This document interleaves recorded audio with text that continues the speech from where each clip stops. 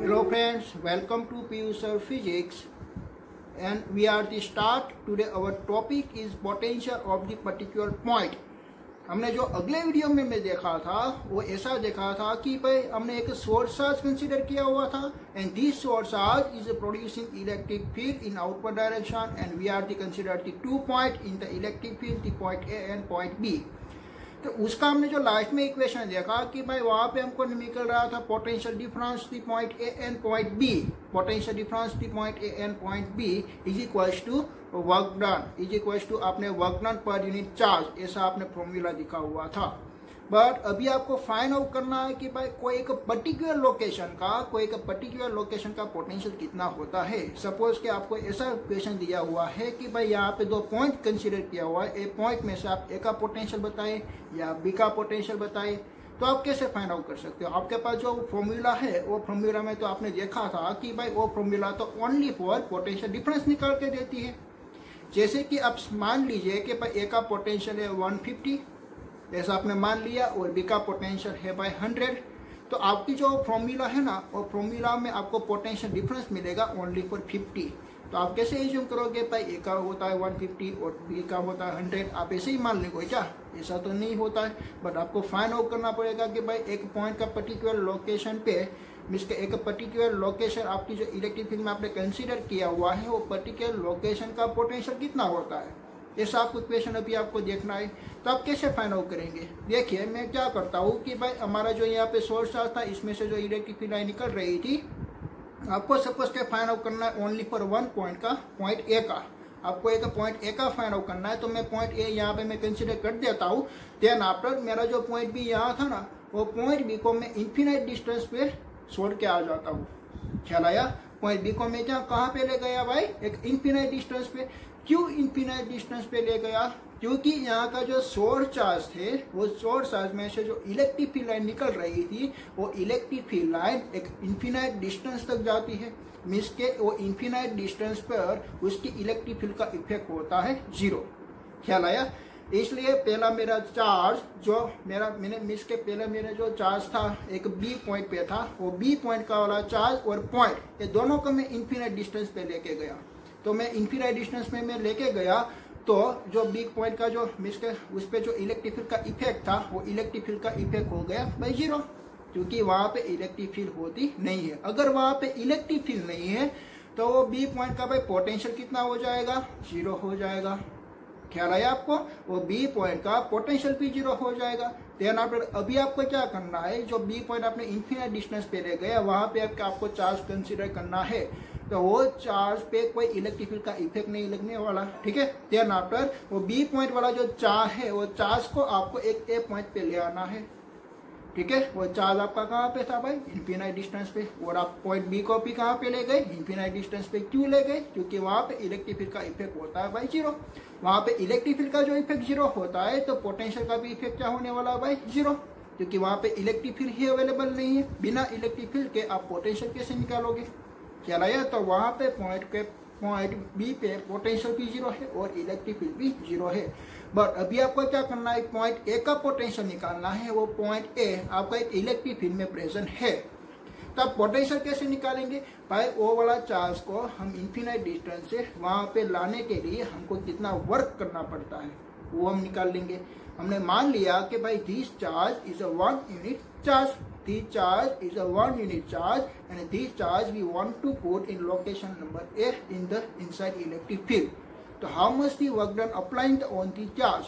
It is known as the potentials. ठीक है? Work done पर यूनिट चार्ज ही फाइंड आउट होगा ना, क्योंकि आपने जो यूनिट चार्ज आपने जो चार्ज कंसीडर किया हुआ है वह 1 यूनिट का है, एक 1 कूलम का है।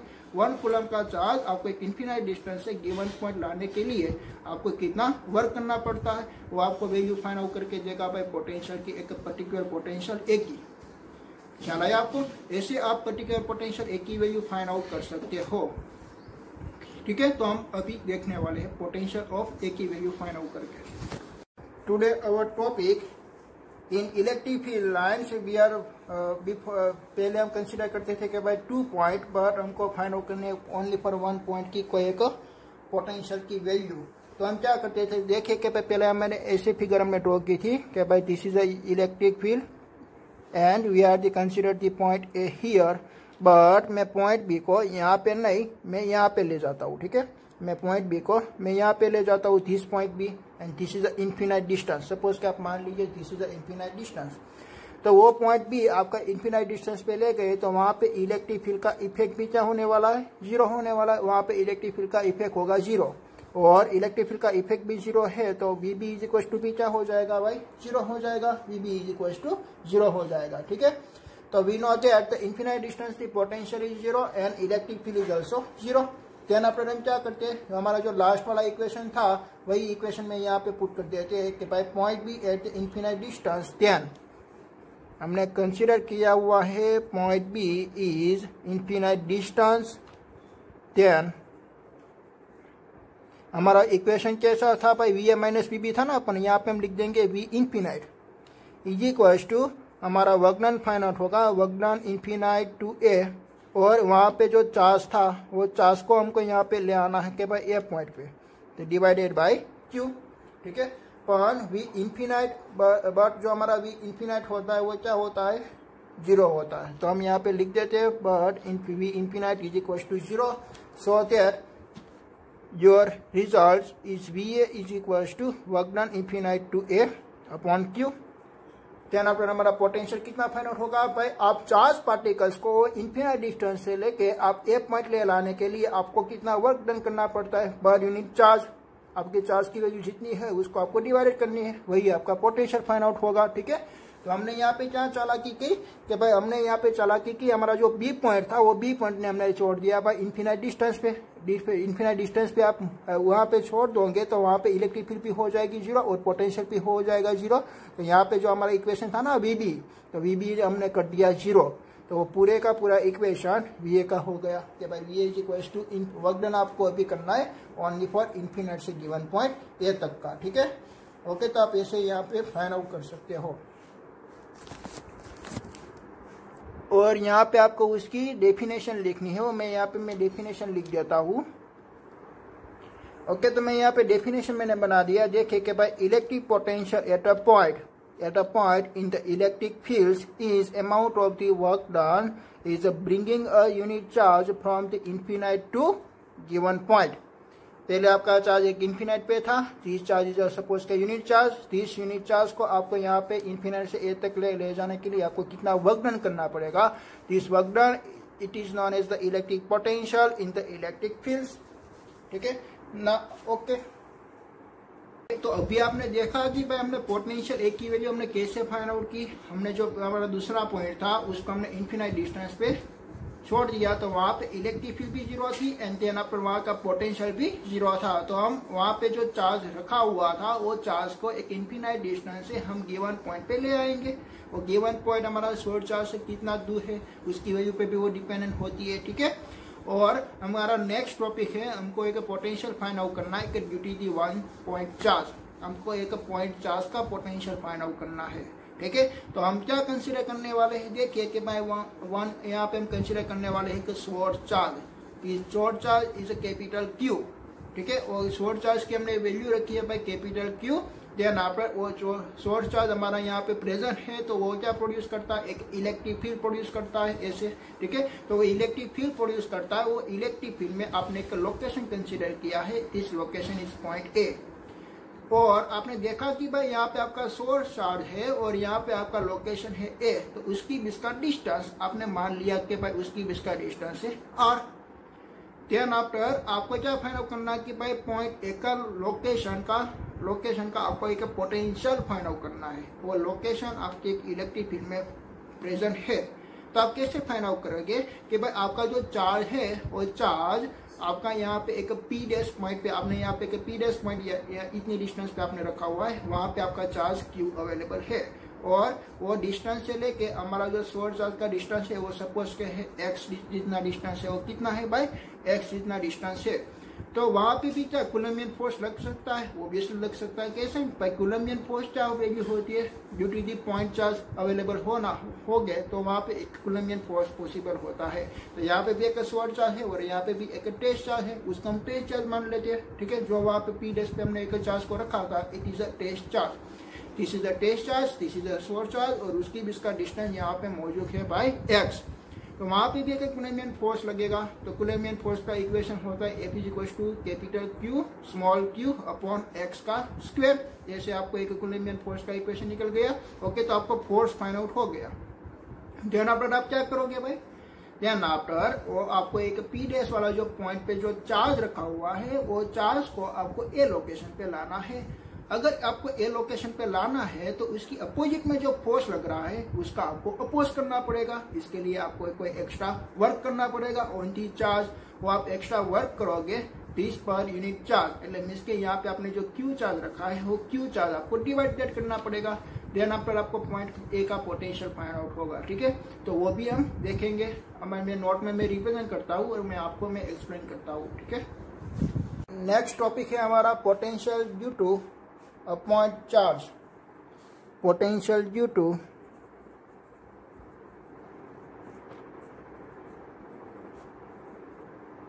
a point charge।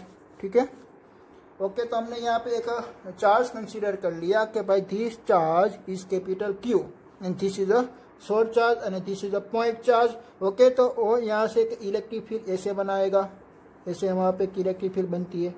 और हमने यहाँ पे एक पॉइंट कंसीडर कर लिया कि भाई this point is point A and ऐसे लेके हमारा सोर्स चार्ज का जो इसका जो डिस्टेंस था, दिस डिस्टेंस इज सपोज के R. And then after we are the consider, and यहाँ पे हमने एक दूसरा पॉइंट कंसीडर किया था, दिस दूसरा point is a B point and B point पे हमने एक चार्ज पार्टिकल्स को रखा Q। ठीक है, तो ए स्मॉल क्यू से वो स्मॉल क्यू होता है हमारा टेस्ट चार्ज। ठीक है, तो वो टेस्ट चार्ज से लेके सोर्स चार्ज का जो डिस्टेंस है वो हमने सपोज के मान लिया कि भाई this distance is x distance, उसकी भी इसका डिस्टेंस है x। ठीक है, तो आपको फाइंड आउट करना है कि भाई वो हमारा जो चार्ज है वो चार्ज को आपको एक ए लोकेशन पे लेके जाना है। ठीक है, और ए वाला जो डिस्टेंस है यहाँ पे है इन्फिनाइट डिस्टेंस और आपने चार्ज रखा है बाय बी पॉइंट पे। ओके, तो ए चार्ज को आपको एक ए पॉइंट पे ले जाना है, आपको ए चार्ज को ए पॉइंट पे ले जाना है। बट यहाँ पे देखिए कि भाई यहाँ पे दो चार्ज आपको नजर आ रहे हैं, this is a capital Q and this is a small q। तो उसकी बीच में एक जो फोर्स लगने वाला है, this force is a Coulombian force. तो फोर्स कौन लगाएगा भाई, ये जो उसकी मैग्नीट्यूड की वैल्यू थोड़ी ज्यादा होती है इसलिए वो फोर्स लगाएगा एक स्मॉल q की पे। ठीक है, तो वो मैं फोर्स फाइंड आउट करना चाहता हूँ कि भाई force on a test charge Q। तो हम उसकी वैल्यू निकालेंगे, force on test charge Q। Okay, तो उसकी फोर्स की वैल्यू मींस के कूलम्बियन फोर्स का इक्वेशन आपको आता है, F = क्या होता है, F = K और K is a Coulombian constant और उसकी वैल्यू होती है 1/4πε0। Then after source charge and test charge upon x², उसकी भी इसका डिस्टेंस यहाँ पे है x, इसलिए मैंने लिख दिया x²।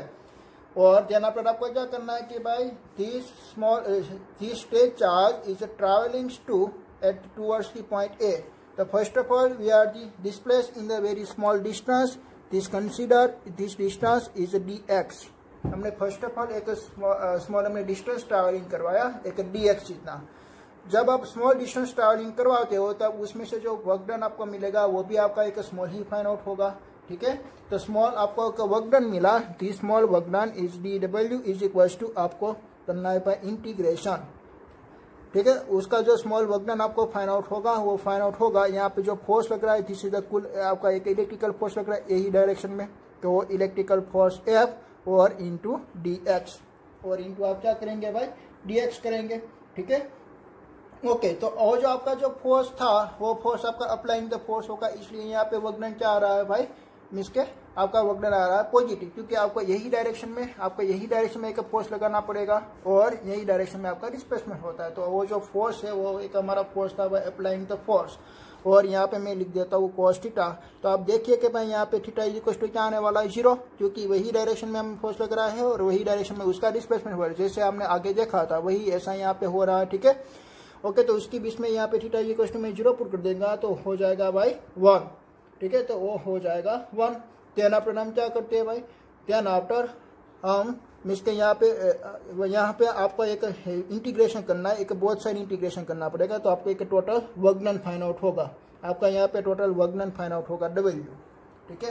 देन आफ्टर मैं ये जो अप्लाइंग द फोर्स है इज इक्वल टू मैं इलेक्ट्रिकल फोर्स रखना चाहता हूँ। अगर मैं इलेक्ट्रिकल फोर्स लगूंगा और यहाँ पे आप इंटीग्रेशन की वैल्यू क्या पुट करेंगे, इंटीग्रेशन की वैल्यू आप पुट करेंगे पर इनिशियल पॉइंट आपका कितना था, x जितना डिस्टेंस पे था, बट वो x सपोज के आप मान लीजिए कि भाई इन्फिनाइट डिस्टेंस पे है, सपोज के वो पहले चार्ज इन्फिनाइट डिस्टेंस पे था, तो आप पहले यहाँ पे क्या लिखोगे भाई, इन्फिनाइट। ध्यान आप यहाँ पे क्या लिखते हैं, r जितना डिस्टेंस पे आपको ले जाना है। आपको इन्फिनाइट से वो चार्ज पहले सपोज के इन्फिनाइट डिस्टेंस पे था, वो इन्फिनाइट डिस्टेंस से आपको एक r जितना डिस्टेंस पे ले जाना है, तो आपको इंटीग्रेशन भी कितना पड़ेगा, कितना करना पड़ेगा भाई, इन्फिनाइट टू r करना पड़ेगा, ठीक है।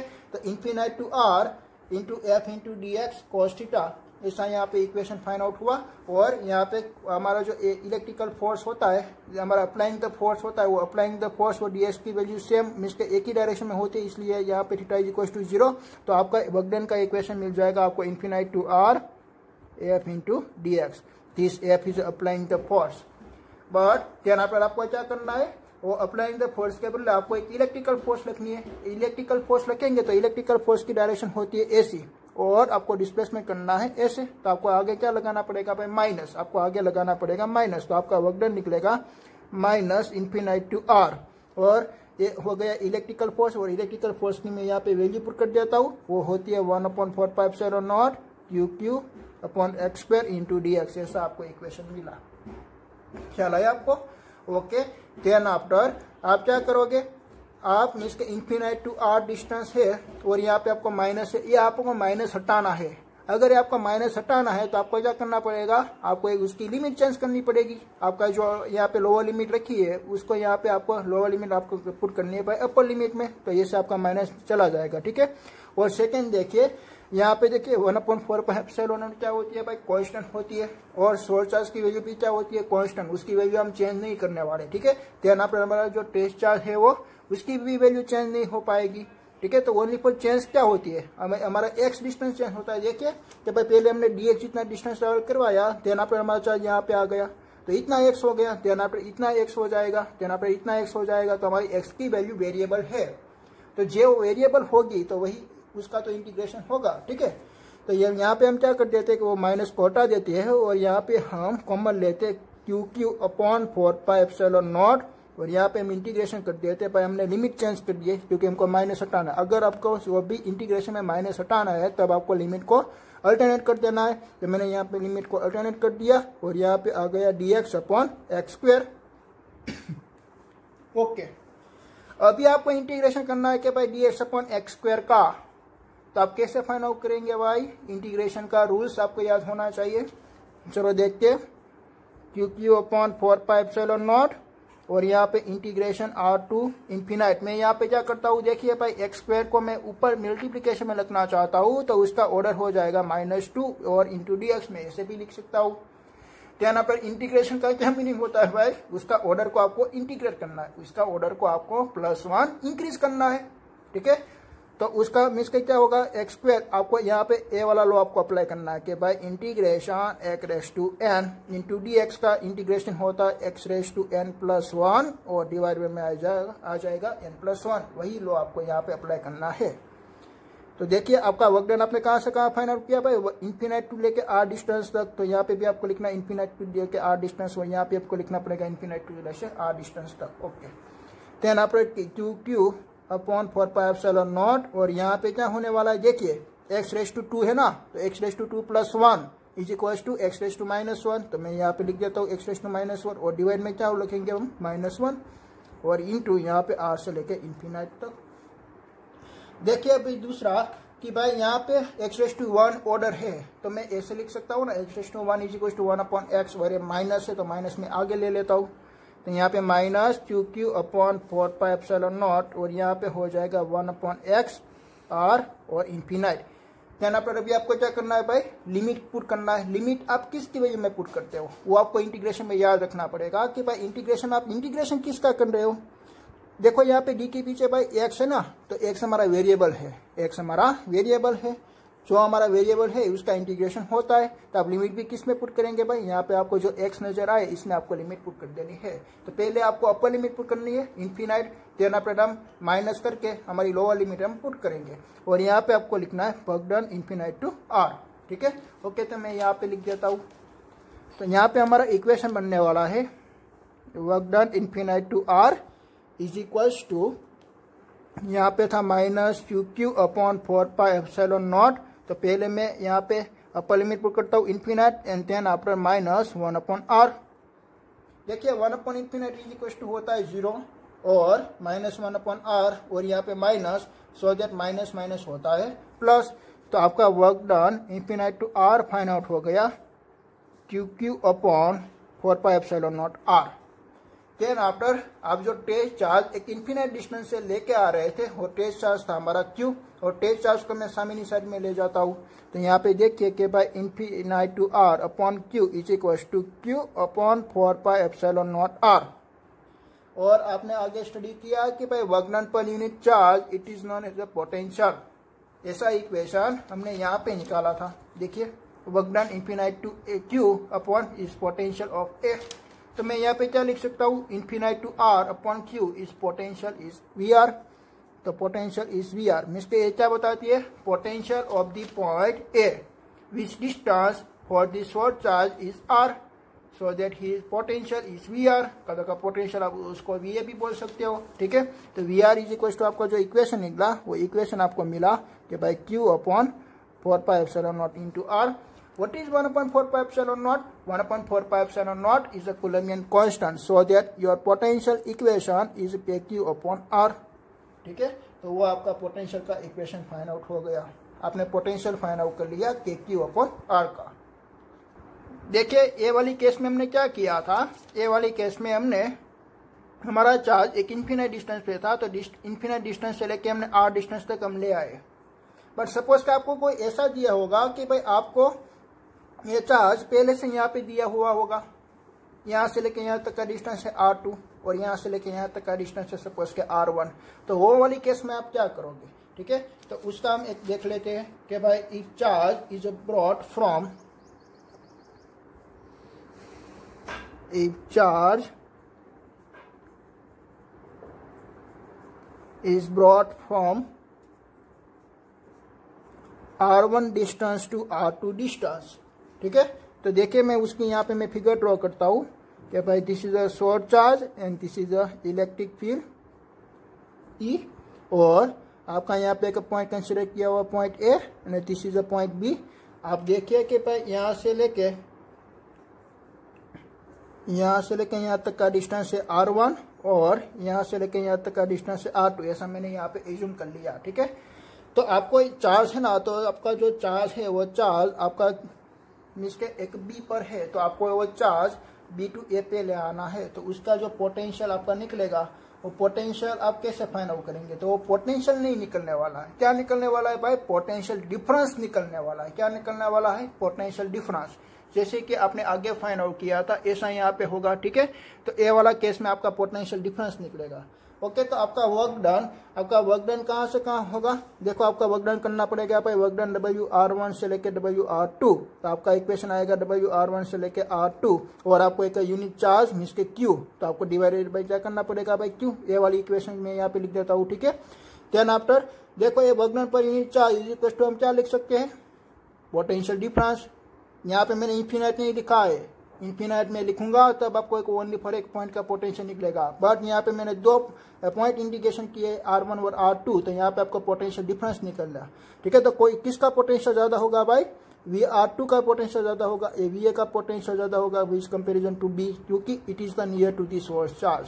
ठीक है, ओके, देन आफ्टर मैं यहाँ पे पोटेंशियल डिफरेंस लिखना चाहता हूँ, तो मैं यहाँ पे ऐसे लिख सकता हूँ VR2 minus VR1, this is your potential difference. ठीक है, तो इज इक्वल टू क्या होगा, देखिए VR2, तो VR2 की मैं यहाँ पे वैल्यू पुट करता हूँ ऐसे मैं यहाँ पे वैल्यू पुट करता हूँ। देखिए तो मैं यहाँ पे पुट कर सकता हूँ KQ upon R2 minus KQ upon R1। तो इन दोनों में से कॉमन क्या निकलने वाला है, KQ। इन दोनों में से कॉमन निकलने वाला है के क्यू, तो K Q 1/R2 minus 1/R1, इससे यहाँ पे पोटेंशियल डिफरेंस निकल गया। तो देखिए मैं और भी मॉडिफाई करता हूँ, VR2 minus VR1 is equal to के की वैल्यू होती है 1/4πε0 क्यू 1/R2 माइनस 1/R1। ऐसा भी आपका पोटेंशियल का डिफरेंस का इक्वेशन निकला। ख्याल आया आपको? ऐसे आप पोटेंशियल डिफरेंस निकाल सकते हो। अगर आपको यहाँ पे 2 लोकेशन दिया है तब आपको चार्ज को ले जाना है एक बी लोकेशन से ए लोकेशन तक, तो आपका जो बी लोकेशन है वो बी लोकेशन एक सोर्स चार्ज से R1 जितना डिस्टेंस पे है और ए लोकेशन आपका एक सोर्स चार्ज से R2 जितना डिस्टेंस पे है। तो ऐसे आप इसके उसका पोटेंशियल निकाल सकते हो। ठीक है, ओके। तो आप देखिए कि भाई ये जो R पॉइंट है ना R1, तो R1 आपका कौन सा पॉइंट था? R1 आपका एक इनिशियल पॉइंट था। पहले आपका चार्ज एक यहाँ पे बी पॉइंट पे था। ओके, आप देखिए कि भाई R1 पॉइंट है ना वो आपका इनिशियल पॉइंट था। ठीक है, यहाँ पर आपका फाइनल पॉइंट कौन सा था भाई R2। तो मैं यहाँ पे जो इक्वेशन है ना, तो मैं इक्वेशन में जनरल बनाना चाहता हूँ। कैसे बनेगा जनरल? देखो R1 इज इनिशियल, तो मैं यहाँ पे लिखता हूँ work done is initial to final.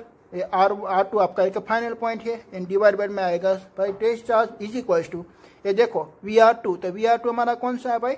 Final potential है। VR2 हमारा फाइनल पोटेंशियल है और VR1 हमारा फर्स्ट पोटेंशियल था। तो यहाँ पे आप ऐसे लिख सकते हो potential of final minus potential of initial is equal to 1 यहाँ पे तो 4πε0/Q ही रहने वाला है। और यहाँ पे देखिए यहाँ पे फाइनल है, तो यहाँ पे फर्स्ट ऑफ ऑल भी क्या आने वाला है? फाइनल। देखिए R2 इज फाइनल ही है, तो यहाँ पे R final minus R initial. Then after is equal to भी आप क्या लिख सकते हो? पोटेंशियल डिफरेंस भी लिख सकते हो ना, पोटेंशियल एनर्जी का डिफरेंस भी लिख सकते हो। दूसरा भी कौन सा इक्वेशन था? दूसरा हमारा इंटीग्रेशन वाला इक्वेशन था। हमने पहला जो हमने स्टडी किया था वो भाई इंटीग्रेशन आपको कहाँ से कहाँ करना है? आपको इंटीग्रेशन करना है R1 से लेके R2 तक का। तो R1 से लेके R2 तक करिएंगे। और हमारा मिस के यहाँ पे फोर्स है इलेक्ट्रिकल फोर्स, तो इलेक्ट्रिकल फोर्स होता है भाई अपोजिट टू द डिस्प्लेसमेंट। आपको डिस्प्लेसमेंट करना है ऐसे और इलेक्ट्रिकल फोर्स जा रही है ऐसे, इसलिए यहाँ पे क्या लिखेंगे आप? माइनस, और यहाँ पे आएगा E इंटू dr। ऐसा भी इक्वेशन था हमारा आगे वाला इक्वेशन जो हमने आगे देखा था। मैं यहाँ पे आपको वापस में दिखाऊंगा। देखिए ए वाला इक्वेशन, मैं ए वाला इक्वेशन की मैं बात कर रहा हूँ। मैं यहाँ पे बी और ए पॉइंट कंसिडर किया था, पर मैं जो स्टडी करवा रहा हूँ वो डिस्टेंस के रिप्रेजेंट में मैं स्टडी करवा रहा हूँ। ठीक है, इसलिए यहाँ पे R1 minus R2 into dr आएगा। ठीक है, तो ऐसा आपका एक जनरल इक्वेशन आपको मिला। अगर आपका 2 मिसके दिया हुआ है तो ऐसे भी आप इक्वेशन लिख सकते हो, ऐसे भी आप इक्वेशन लिख सकते हो। जैसा आपका न्यूमेरिकल हो ऐसा आप इक्वेशन को यूज कर सकते हो। बट आपको अभी याद रखना है कि भाई मैं कैसे मॉडिफाई करता हूँ और कैसे नया इक्वेशन में बना रहा हूँ। तो आपको क्या याद रखना है कि भाई मोस्ट ऑफ आपको ए वाला इक्वेशन याद रखना है कि भाई अगर वर्क डन पर यूनिट चार्ज होगा, तो वो आपको बताएगा भाई पोटेंशियल डिफरेंस के बारे में। वो आपको क्या बताएगा? Potential difference. बट आपने जो एक पॉइंट एक इन्फिनाइट डिस्टेंस पे ले लिया है, आपका जो एक पॉइंट है वो इन्फिनाइट डिस्टेंस पे ले लिया है, तो आपको ओनली फॉर फाइंड आउट होगा potential at the particular point. ठीक है, ऐसा आपको याद रखना है। ओके, तो आपने देखा कि भी आपने एक पर्टिकुलर पॉइंट का भी आपने पोटेंशियल निकाला और देन आप एक पॉइंट चार्ज का भी आपने एक पोटेंशियल निकाला। वो पोटेंशियल की वैल्यू फाइंड आउट हुई, V is equal to KQ/R। देखो अभी सारा जो फर्स्ट चैप्टर का भी जो इक्वेशन है और सभी इलेक्ट्रिक फील्ड का भी जो इक्वेशन है, डायपोल मोमेंट का भी जो इक्वेशन है, देन आपका एक पोटेंशियल का एक न्यू इक्वेशन फाइंड आउट हुआ। This potential is a scalar quantity. ठीक है, this potential is a scalar quantity, it is not vector quantity. और ओनली फॉर क्या बताती है? वो एक कैरेक्टरिस्टिक रिप्रेजेंट कर रही है, but electric field is a vector quantity. आपने जो potential due to the point charge का इक्वेशन निकाला, this equation is V is equal to KQ/R। और अगर आपको इलेक्ट्रिक फील्ड ड्यू टू ये पॉइंट चार्ज का निकालना है तो E is equal to KQ/R²। And Coulombian force का इक्वेशन है वो है KQ1Q2/R²। चलाया, वो सभी सारी जो इक्वेशन है वो आपको ऐसे आपको याद रखनी पड़ेगी कि भाई पोटेंशियल में ओनली फॉर आता है KQ/R। देन आफ्टर हमको फाइंड आउट करना है अभी कि भाई आपका जो इलेक्ट्रिकल फोर्स, जो कूलम्बियन फोर्स आपने फाइंड आउट करके दिया है, this electrical force is a conservative force. वो आप कैसे फाइंड आउट करेंगे? देखिए कि भाई हमारे पास यहाँ पे हमने एक प्लेट कंसीडर की हुई है, एक ऐसी एक प्लेट कंसीडर की हुई है। वो प्लेट में हमारा चार्ज डिस्ट्रीब्यूशन हुआ है, तो इसमें से जो इलेक्ट्रिक फील्ड लाइन निकलेगी, this electric field line is parallel to each others, means के this electric field line is a uniform electric field lines. And then after हम यहाँ पे दो पॉइंट कंसीडर कर लेते हैं, this point is point A and this point is point B. हमको क्या करना है कि भाई हमारा चार्ज पॉइंट ए पे है, देन पर हमको ले जाना है एक बी पॉइंट पे। ओके, तो हमने यहाँ पे एक प्लेट कंसीडर की हुई है, इसमें से एक यूनिफॉर्म इलेक्ट्रिक फील्ड लाइन आपको मिल रही है। हमने एक दो पॉइंट कंसीडर किए, this point is point A and this point is point B. हमारा चार्ज एक पॉइंट ए पे है, तो हमको उसको ले जाना पॉइंट बी पे, ठीक है। ओके, तो आप कोई भी पाथ आप चूज कर सकते हो। जैसे कि मैंने यहाँ से एक ऐसा मैंने पाथ ड्रॉ किया कि भाई ए टू बी, देना पड़े चेक आप स्ट्रेट लाइन भी ड्रॉ कर सकते हो, देना पड़े आप ऐसे के कर्व में जाके भी आप यहाँ पे आ सकते हो, देना पड़े यहाँ पे आप ऐसे भी आ सकते हो, देना पड़े यहाँ से आप ऐसे चले गए, देना पड़े यहाँ से ऐसे भी आप आ सकते हो।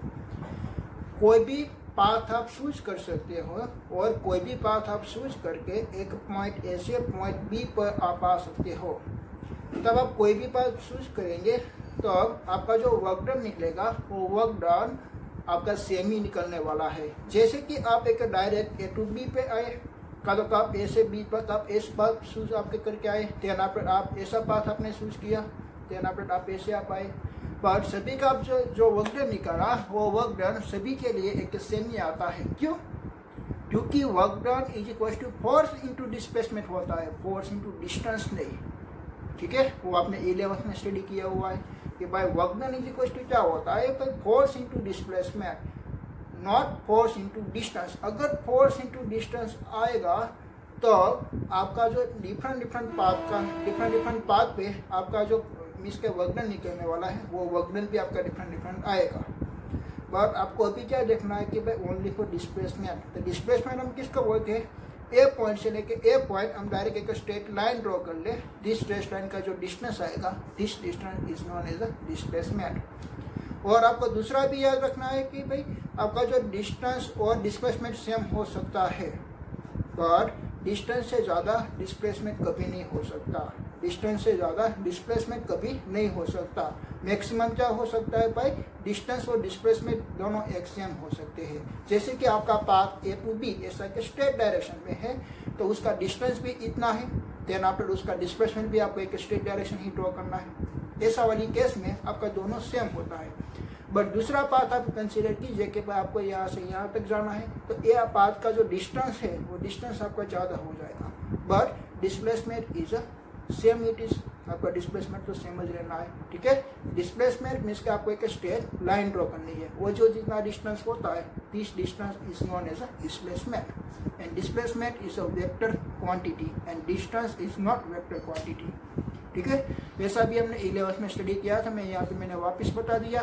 तो आप कोई भी पाथ चूज करें और पाथ कोई भी आपका हो, देन आपका कोई भी जो वर्क डन आपका निकलने वाला है वो सभी पाथ के लिए आपका वर्क डन सेम निकलने वाला है, ठीक है। क्योंकि work done is dependent on the distance, does not depend on the work done is dependent on the displacement, it is does not depend on the distance, ठीक है। ओके, तो हम वो देखते हैं कि भाई, और आपको फाइंड आउट होगा कि भाई आपका जो work done it is does not depend on the path, but it is the depend on the initial point and the final point. ऐसा हमको फाइंड आउट करना है। देन पर हमको फाइंड आउट करना है कि भाई आपका electrical force is a conservative force, ठीक है। आपका जो इलेक्ट्रिकल फोर्स है वो एक कंजर्वेटिव फोर्स है।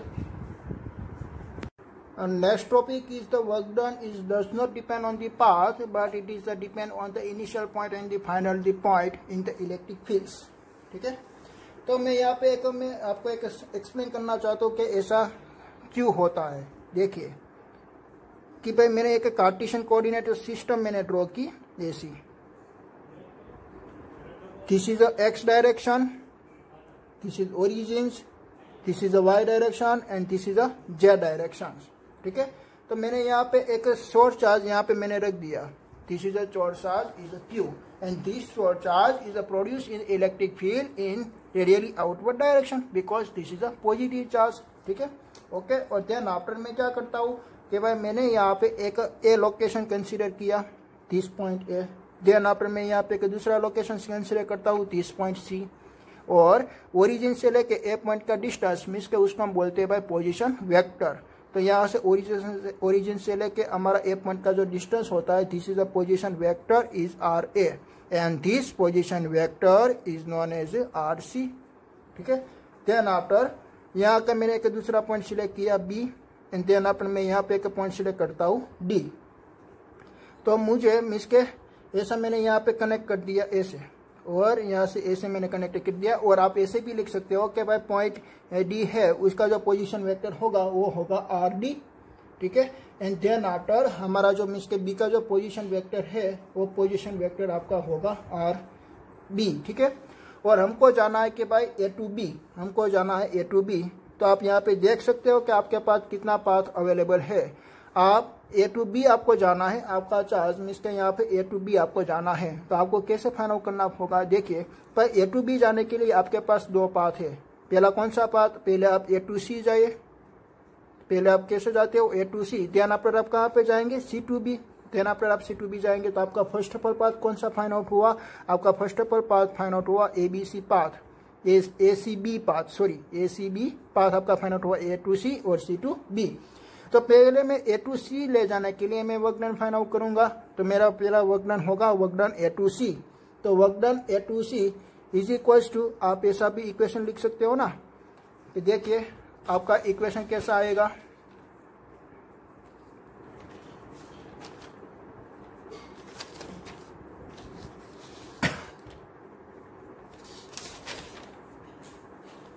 ओके, यहाँ पे है work done A to C, और यहाँ पे इंटीग्रेशन लिखा हुआ है कि भाई B to A into D R, ऐसा भी आप इक्वेशन यहाँ पे लिख सकते हो। ठीक है, तो मैं यहाँ पे ऐसा ही इक्वेशन में यूज करने वाला हूँ।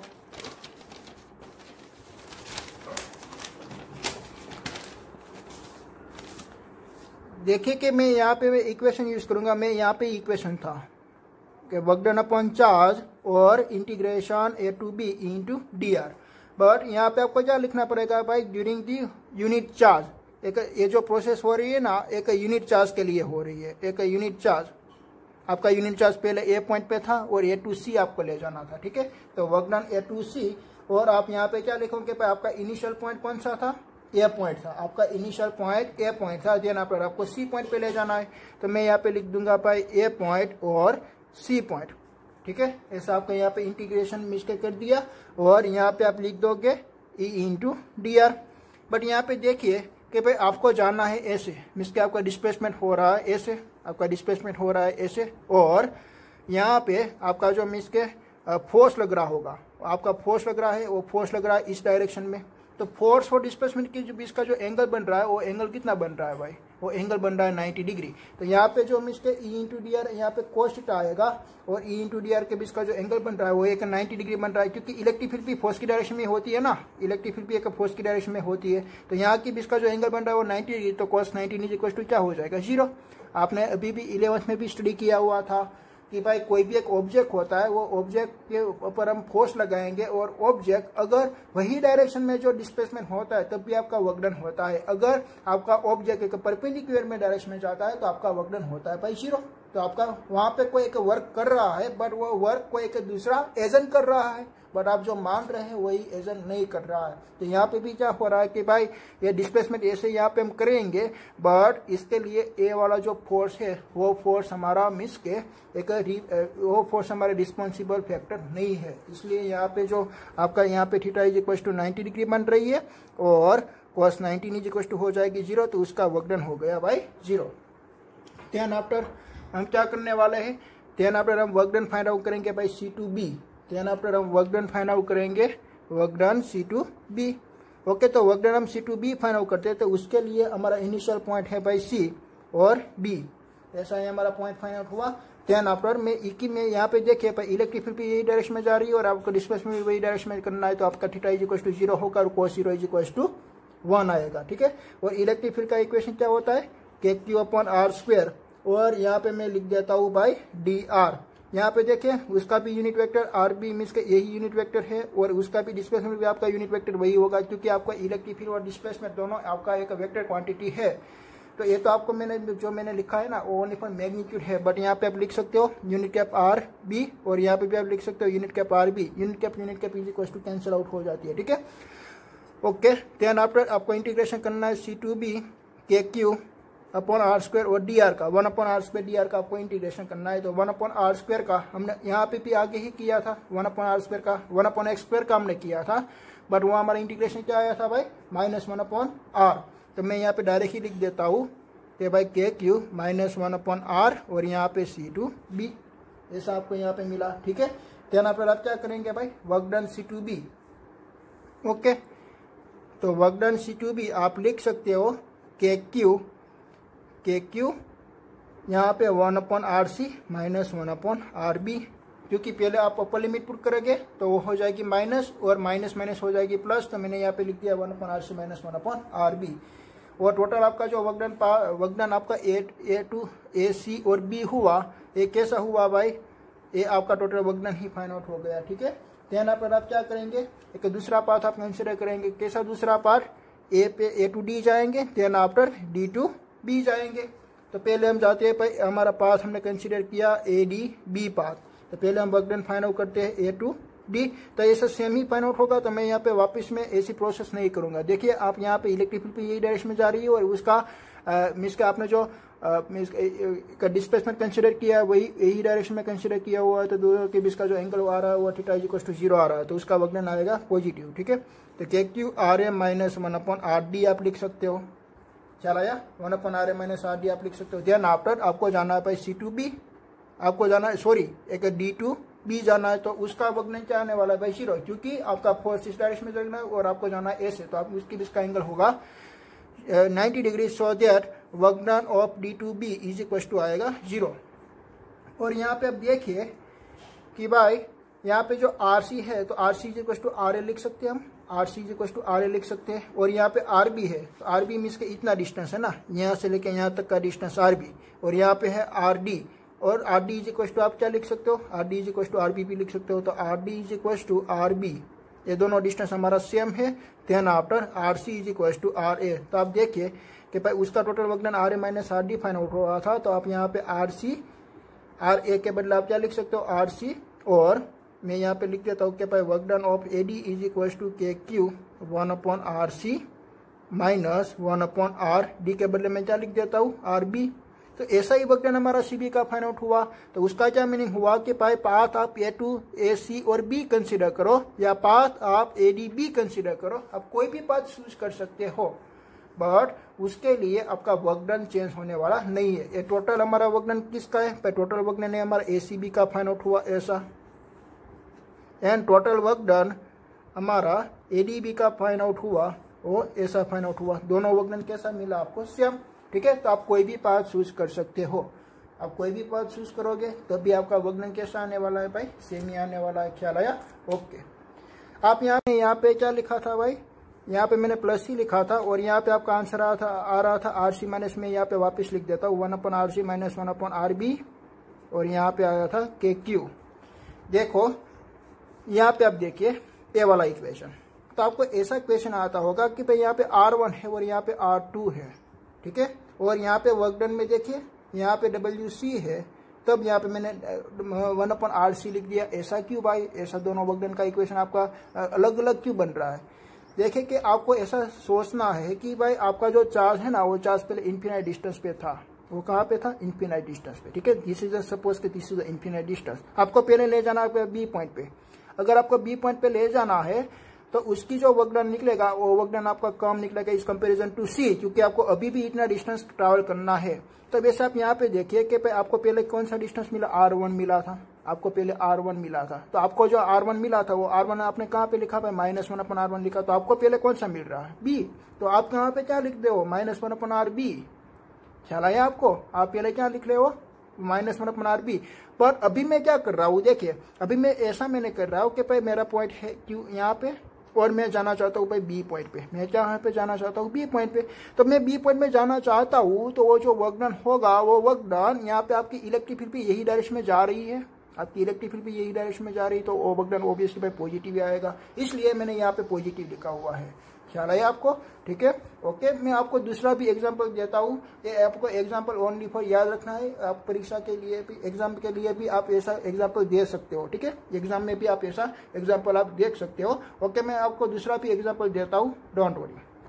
ओके, नेक्स्ट मैं वही मैं एक्सप्लेन करना चाहता हूँ कि भाई work done it is does not depend on the path but it is the depend in the initial point two final point. जैसे कि आपने यहाँ पे देखा था कि आप ऐसा भी पाथ सिलेक्ट कर सकते हो, एसीबी भी आप जा सकते हो, एडीबी पर आप जा सकते हो, बट आपका वर्क डन कौन सा दो पॉइंट पे डिपेंडेंट है? आपका एक इनिशियल पॉइंट और एक फाइनल पॉइंट पे डिपेंडेंट है। ठीक है, यहाँ पे आप R C equal to R A P लिख सकते हो, एक इनिशियल पॉइंट आपका आर ए हो गया। देन आफ्टर आप यहाँ पे एक R B is equal to R D P लिख सकते हो, मीन्स के R A minus R B P आप लिख सकते हो। ठीक है, तो वो पॉइंट आपका एक इनिशियल और फाइनली पॉइंट पे वो डिपेंडेंट है। ओके, तो मैं यहाँ पे एक दूसरा मैं इसका एग्जाम्पल देकर मैं आपको एक्सप्लेन करना चाहता हूँ। देखिए कि भाई यहाँ पे आपके पास एक यूनिफॉर्म इलेक्ट्रिक फील्ड यहाँ पे प्रेजेंट है, एसी आपके पास एक यूनिफॉर्म इलेक्ट्रिक फील्ड प्रेजेंट है, और आपको यहाँ से कोई ऐसा पाथ दिया हुआ है, ऐसा आपको कोई ऐसा पाथ दिया हुआ है, और ए पॉइंट है ए और ए पॉइंट है बी, और आपका चार्ज है क्यू यहाँ पे। दिस इज इलेक्ट्रिक फील्ड, और आपको जाना है by A to B point पे, आपको जाना है ए टू बी पॉइंट पे। ठीक है, तो आप क्या करोगे भाई, एक डिस्प्लेसमेंट कंसीडर करोगे ना, ये तो आपका डिस्टेंस हो जाएगा। तो ए पॉइंट से लेके ए पॉइंट को जोड़ने के लिए आपने ऐसी एक स्ट्रेट लाइन ड्रॉ की। ठीक है, ध्यान पर आप क्या करते हो, देखिए कि भाई आपको स्मॉल डिस्प्लेसमेंट कंसीडर करना है, तो मैं यहाँ पे एक स्मॉल एक डिस्प्लेसमेंट कंसीडर करता हूँ ए से। तो ए हमारा हो गया एक स्मॉल डिस्प्लेसमेंट डी आर, और displacement is a vector quantity. Displacement कौन सी क्वांटिटी है भाई? वेक्टर क्वांटिटी है। तो ए उसका रिजल्टिंग वेक्टर फाइंड आउट हो रहा है, और आपने जो पाथ कंसीडर किया हुआ है ए ओ लाइन पे कंसीडर किया हुआ है। तो आप अभी क्या करोगे, देखिए कि भाई मैं यहाँ पे ए वाला वेक्टर में रिप्रेजेंट करना चाहता हूँ, ए वाला वेक्टर, तो उसकी बीच का जो एंगल है, उसकी बीच का जो एंगल है, दिस एंगल इज थीटा। तो ए वाला कंपोनेंट आपका किसका कंपोनेंट मिलने वाला है भाई? D R cos theta component मिलने वाला है, और ऐसे आप फाइंड आउट करेंगे, this is a D R sine theta. ऐसे मैंने यहाँ पे दो कंपोनेंट मैंने फाइंड आउट कर लिया। ख्याल है आपको? बट आपको कौन सा कंपोनेंट देखना है भाई? जो आपका ए और बी वाली जो लाइन आपकी कंसीडर मिस कनेक्ट हो रही है, वही आपको कंपोनेंट देखना है। तो आपका वर्क डन का इक्वेशन क्या निकलने वाला है? Work done W is equal to integration QE into D R, क्योंकि force into displacement, force into displacement. अगर आप यूनिट चार्ज के बारे में बातचीत करेंगे, यूनिट चार्ज तो Q इज इक्वल टू 1 हो जाता है, और work done is equal to into D R आपको मिल जाएगा। चला, और उसके बीच का ई इंटू डी आर, तो ई इंटू डी आर के बीच का जो एंगल बनता है, वो एंगल बनता है by D R cos theta. तो आप यहाँ पे क्या लिखेंगे? डी आर कोस थीटा लिखेंगे, तो Q into D R cos theta. ऐसा आपका वर्क डन का इक्वेशन निकला। ख्याल आया आपको? ऐसा आपका वर्क डन का इक्वेशन निकला। This is a work done W. तो यहाँ पे देखिए डी आर कोस थीटा इसी डायरेक्शन में जा रही है, इसलिए डी आर कोस थीटा मैंने यहाँ पे लिखा हुआ है, और इलेक्ट्रिक फील्ड आपकी जा रही है भाई इसी डायरेक्शन में। ठीक है, तो ये जो E D R cos theta है, तो मैंने यहाँ पे एक सपोज आप मान लीजिए कि मैंने स्मॉल लेंथ कंसिडर की हुई है, तो डी आर कोस थीटा के बदले आप डीएल भी लिख सकते हो। क्या लिख सकते हो? डीएल। ख्याल आया? तो यहाँ पे डब्ल्यू इज इक्वल टू, देखिए आप यहाँ से ऐसे भी जा सकते हो, और यहाँ से ऐसे डायरेक्ट भी आ सकते हो। दोनों का वर्क डन क्या होने वाला है? सेम ही होने वाला। ख्याल आया? आप ऐसे गए तो आप यहाँ पे आपने लिख दिया भाई इंटू डी आर, और आप ऐसे आए तो डी आर कोस थीटा लिख दोगे, क्योंकि आपका कंपोनेंट मिस के ऐसा है। ठीक है, और देखिए तो डब्ल्यू इज इक्वल टू मैं यहाँ पे ऐसे भी लिख सकता हूँ। इंटीग्रेशन आपको करना है, कहाँ से कहाँ तक जाना है? ए टू बी आपको जाना है, ए टू बी, और क्यू ई, और डी आर कोस थीटा को मैं कंसिडर कर लेता हूँ भाई लाइन इंटीग्रल, मीन्स के D R is equal to यहाँ पे मैं लिख देता हूँ डी एल, यहाँ पे मैं लिख देता हूँ डी एल। और आप दूसरा भी पाथ कंसीडर कर लो, जैसे कि मैंने यहाँ से मुझे जाना है कि भाई ऐसे जाना है, मुझे जाना है भाई ऐसे, तो मैं क्या करूँगा भाई यहाँ से मैंने एक स्ट्रेट लाइन कंसीडर की, और यहाँ पे मैं एक वेक्टर में कंसीडर कर लूँगा, तो भी वहाँ का कौन सा वेक्टर यहाँ पे आने वाला है भाई? डी आर कोस थीटा आने वाला है। तो आपका इक्वेशन वापस यही मिलने वाला है। चला है? आपको समझ में आता है? पहले आपने ऐसा पाथ कंसीडर किया, तो आपने ए टू बी वाली एक लाइन कंसीडर की, और वो वाली लाइन पे आपका एक D R cos theta element आता था। देखिए ऐसे मैं यहाँ पे जूम करके बताता हूँ। ए वाली लाइन आपकी ए बी वाली थी, और यहाँ पे आपका डी आर एलिमेंट था, और उसकी बेस का एंगल डी थीटा था। तो यहाँ वाला जो वेक्टर आ रहा था, वो वेक्टर आपका आएगा, कंपोनेंट आएगा डी आर कोस थीटा। ठीक है, तो इसलिए डी आर कोस थीटा सभी वाले कोई भी पाथ आप कंसीडर कर लो, इसमें आएगा डी आर कोस थीटा, और D R cos theta is equal to मैंने यहाँ पे ले लिया डी एल। डी एल क्या क्या है भाई? ओनली फॉर एक लेंथ है, आप डी आर भी लिख सकते हो, डोंट वरी। आप यहाँ पे DRP लिख सकते हो, पर मैंने यहाँ पे DL लिख दिया। क्यों DL लिखा है? क्योंकि E इंटू DL हम क्या लिख सकते हैं भाई, ये हम लिख सकते हैं एक लाइन इंटीग्रल्स। वो हम क्या लिख सकते हैं, लाइन इंटीग्रल। कैसे? देखिए कि भाई हमारे चार्ज की वैल्यू तो सेम होती है, तो मैं W/Q लिख देता हूँ, और यहाँ पे A टू B और E इंटू DL, और E इंटू DL, तो यहाँ का भी पोटेंशियल डिफरेंस होगा और यहाँ पर भी पोटेंशियल डिफरेंस होगा। तो यहाँ पे पोटेंशियल डिफरेंस में भी लिख सकता हूँ VA minus VB। It is known as the line integral. उसको क्या बोल सकते हैं, लाइन इंटीग्रल बोल सकते हैं, ठीक है। तो ये वाली क्वेश्चन से आपको क्या मालूम हुआ कि भाई work done is the independent on the path, there is the electrical force is a conservative in nature, ठीक है। तो यहाँ पे मैं लिख देता हूँ कि भाई work done is independent on the path. आपको अभी 2 एग्जाम्पल मैंने दिए, तो आपको अभी माइंड में आ गया होगा कि भाई work done is independent of path, therefore electric force is a conservative in nature, therefore electric force is conservative in nature, ठीक है। हमारा इलेक्ट्रिक फोर्स कैसा नेचर का होता है भाई, कंजर्वेटिव नेचर का होता है। क्यों? क्योंकि आप कोई भी पाथ कंसीडर कर लो और कोई भी पाथ पे आपका चार्ज चाहता है कि ट्रैवलिंग करता है, वो फोर्स की वैल्यू आपकी सेम रहती है, ठीक है।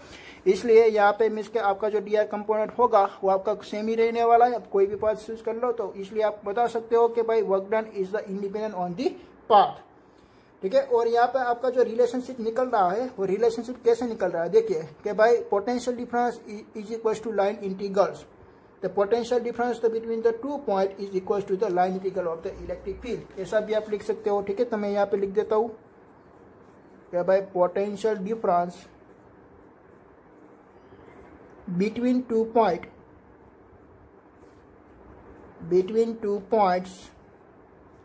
is equals to line integrals of electric field. ये हमारा line integral of electric field है, ठीक है, line integral of electric field. Okay, तो आपका इक्वेशन कैसे निकलेगा, देखिए VA minus VB equal to आप डेल्टा V लिख सकते हो, इसके DV आप लिख सकते हो, ठीक है। और यहाँ का इंटीग्रेशन करके आप क्या लिख सकते हो, E इंटू DR। तो यहाँ पे आप लिख सकते हो E इंटू DR, बट यहाँ पे VA माइनस VB और E इंटू DR यहाँ पे आता है माइनस, ठीक है। यहाँ पे क्या आता है आपका माइनस आएगा, ठीक है, क्योंकि आप देख रहे हो ना यहाँ पे माइनस ही आगे भी आपने पुट किया हुआ था। तो आपका जो पोटेंशियल डिफरेंस है VA माइनस VB आपको जानना है A से B तक का, ठीक है। तो B का आपका पोटेंशियल मीन्स के ज्यादा होगा, B का पोटेंशियल आपका ज्यादा होगा, तो VA माइनस VB आप करोगे तो उसका आंसर आएगा भाई माइनस। उसका आंसर क्या आने वाला है, माइनस आने वाला है, ठीक है। इसलिए आपको यहाँ पे माइनस लगाना पड़ेगा, और माइनस E इंटू DR। तो E इज इक्वल टू क्या मिलेगा आपको, electric field E is equal to क्या मिलेगा, dV अपॉन dr। ऐसे भी आप इसके रिलेशनशिप आगे फाइंड आउट करेंगे। किसकी भी इसका रिलेशनशिप भाई, electric field and potential difference की भी इसका रिलेशनशिप, ठीक है। ऐसा आपका एक क्वेश्चन आता है, एक 2 मार्क्स का question, is a most important question, और हम आगे स्टडी करने वाले हैं उसको, ठीक है। ओके, तो आप ऐसे यहाँ पे फाइंड आउट कर सकते हो। ओके।